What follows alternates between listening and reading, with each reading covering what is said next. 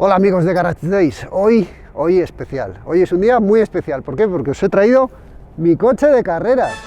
Vamos a saber qué tiempo hace en el INTA, si es rápido, si es lento, y además vamos a saber, fijaros lo que tengo aquí, otro exactamente igual que el mío, bueno, 4 puertas, pero también un 321 caballos. Vamos a saber qué tiempo hace en el INTA. Sí, que es que en Garage Days hacemos estas cosas. ¿Os gusta? ¿Os gusta?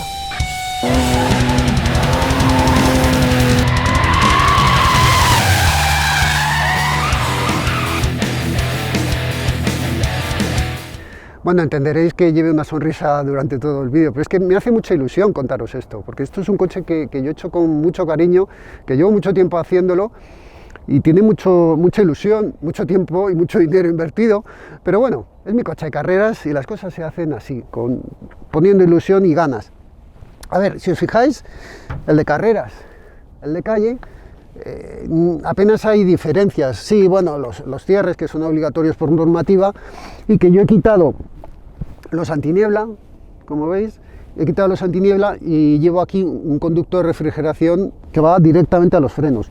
Y este tubo de aquí, que veis aquí un poco de cocina, digamos, lleva el aire a la admisión. El resto, estricta serie. Se ven algunas diferencias.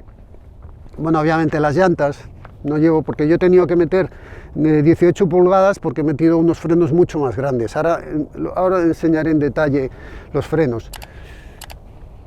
Las llantas, la altura de la suspensión, ya veis que hay distinta altura, porque aquí llevo unos Tecnoso Grupo A, lleva una suspensión de carreras, de hecho ni se mueve, y aquí pues te cabe en la mano.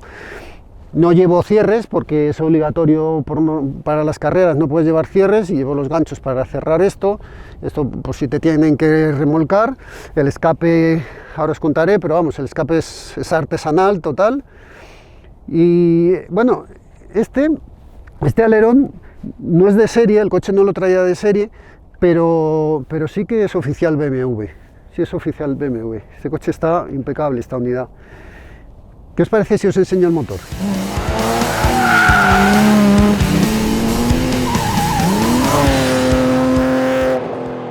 Pues como os he dicho antes, metimos llanta de 18 porque los discos, los frenos, las pinzas son unas AP Racing de 6 pistones.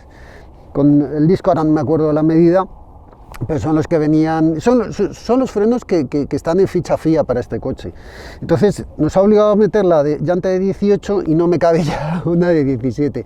Le tuvimos que meter, como el amortiguador es mucho más gordo, y además llevo muchos muelles HR con tender, que es el otro muelle, no helper, tender, es el otro muelle pequeño que lleva, duro. Tuvimos que meter separador de 3 milímetros y luego jugamos con el ETI de la llanta, que nos la hicieron los de Braida a medida.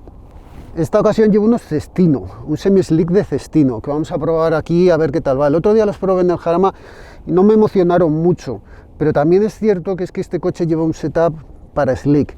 No lleva ni un solo silent block, va todo con uniball, y además un uniball todo de M Motorsport, que se lo compré en Riera Racing.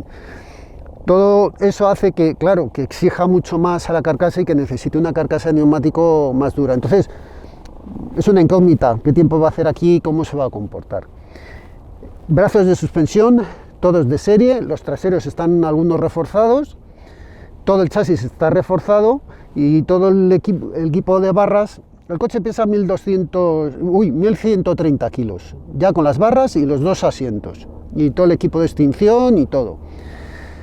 Y bueno, yo creo que ya con esto lo único que me queda es dar la vuelta rápida.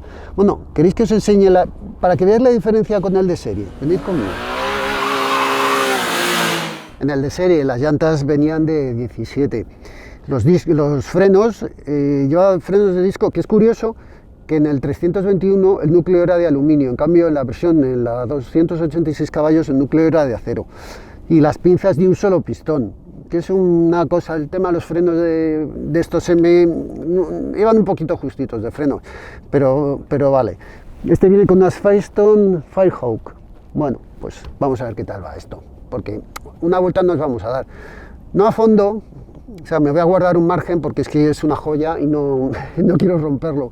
Pero bueno, algo rápido iremos. ¿Habéis visto cómo está la rueda inclinada? Vamos a ver, este coche de serie va detrás con 1,5 grados de caída negativa y delante creo que lleva 1 grado de serie. El mío lleva 4,5 grados de caída trasera y 3,5 grados de caída delantera. Y luego la convergencia la llevo cerrado medio milímetro detrás y a 0 delante.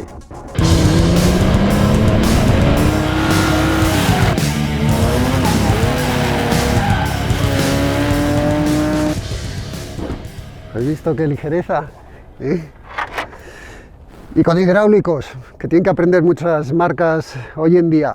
Es ligereza, ¿sabéis por qué? Porque hoy en día los capós tienen que soportar normativas sobre atropello de peatones. Tienen que proteger al peatón cuando es atropellado, cosa que antes no existía. Entonces ahora, por eso los capós tienen esa estructura y por eso suelen pesar tanto. A ver, motor de serie. Además es que podéis comprobar en uno y en otro, hasta el colector de la admisión es de serie. Por tema de fiabilidad no he querido tocar nada. Sí que he tenido que cambiar, esto es muy importante, he tenido que cambiar los radiadores. ¿Por qué? Porque con el radiador de serie se calentaba. Entonces aquí lleva unos Mishimoto, con todos los conductos Mishimoto, y aquí llevo un radiador de aceite mucho más grande también. Con esto se acabaron problemas de temperatura. Llevo un filtro de aire BMC, ahora me quedaría tocar la centralita para que vaya todavía más fino con este filtro, pero bueno, eso es más evoluciones. La barra entre torretas, que como veis, aquí va soldada, no he comprado una barra por ahí, directamente soldada, fuera. Las barras que llegan hasta las torretas delanteras. Aquí, esto en Tecnoshock me hicieron las copelas regulables y me las hicieron a medida y a mi gusto. Desde aquí puedo controlar tanto caída como avance. Aquí veis este detalle, esta pieza es el vanos, el doble vanos que llevaba este coche.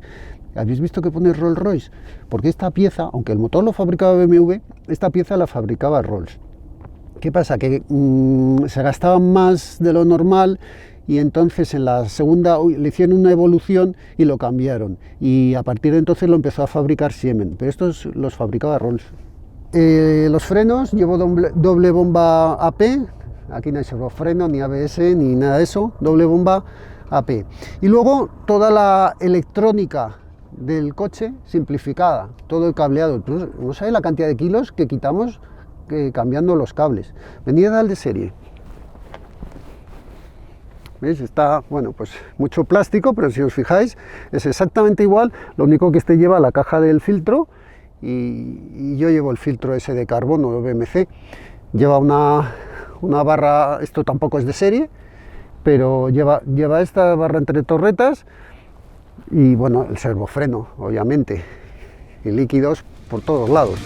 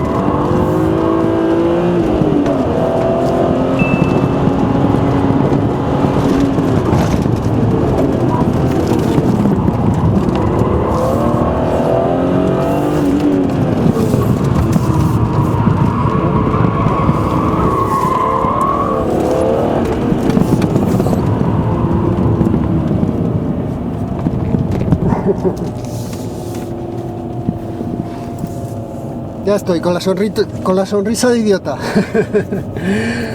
28,8. Vamos a ver, se puede ir un poquito más rápido, ¿eh? Se puede ir un poco más rápido, pero no es mi coche y bueno, nos sirve un poco de referencia. Estas ruedas son muy malas.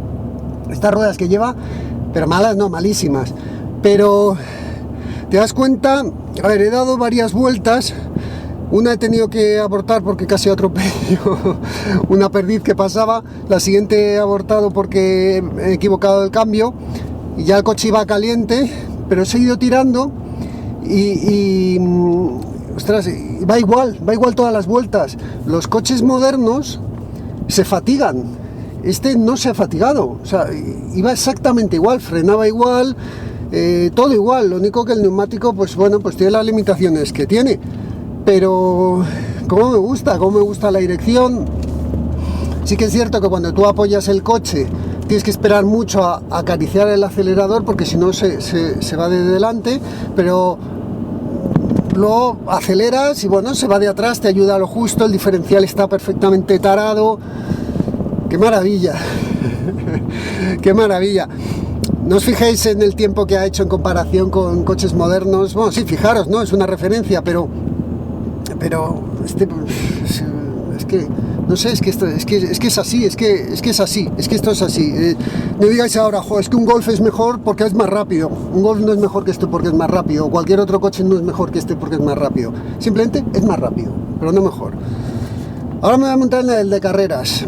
En el de carreras no puedo llevar micro porque no me vais a oír hablar nada. Entonces, bueno, pues luego me pararé y sentado ya analizamos todo. ¿Cómo mola los M3, el E36, el E46?